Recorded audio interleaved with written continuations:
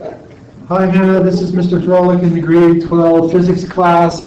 Half of us are missing for retreat day, so we thought we'd spend this time trying to help you out. So we're looking at your astronaut questions, and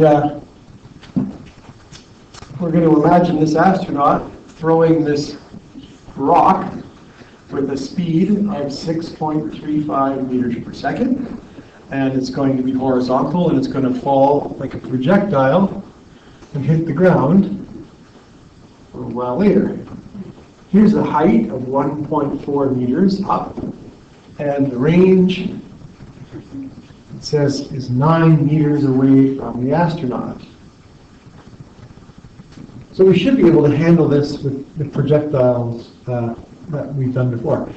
The thing we're after, of course, is the value of g, the gravity or the acceleration due to gravity on this planet. So the A, right? The A is what we're after. So let's set up our equations. We don't have to resolve this vector because it's all horizontal, right? So if we set up our equations and we do vertical, our vertical equation is d equals v1t plus a half at squared. And our horizontal equation would be v equals vt. So the vertical displacement is the change in height, which would be 1.4 meters, right? So it would fall down 1.4 meters vertically. The initial vertical speed is 0 because none of the 6.35 is up-y-down. So that v1 will be 0, and that will leave us with, now here's an interesting thing. Even though we don't know the number for this gravity, we do know its direction will be down, right? So we can still put the negative sign in. It's going to be negative 1/2. Well, actually, let's not. Let's let the math solve for the negative.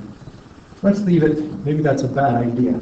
Let's just go 1/2 at squared. Okay.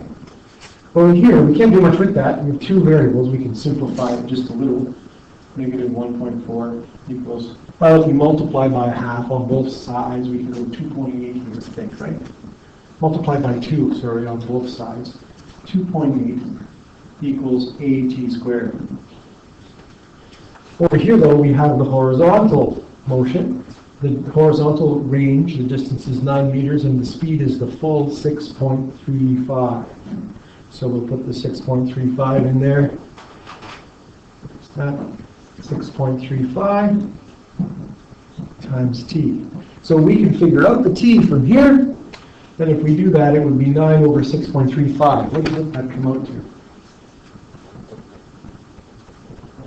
Anybody know? 1.4. I believe you.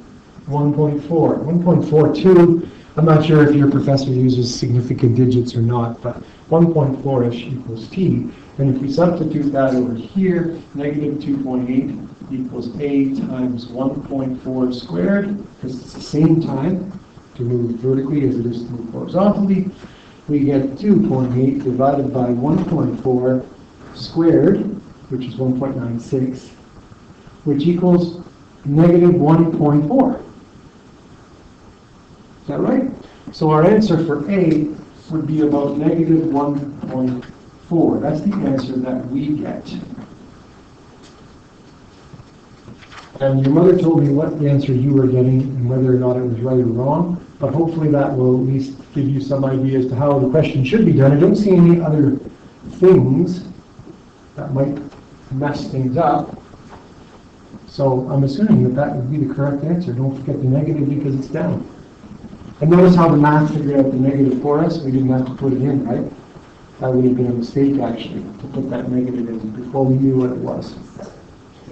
Okay, and if you need any more help, Hannah, let us know. We're happy to help.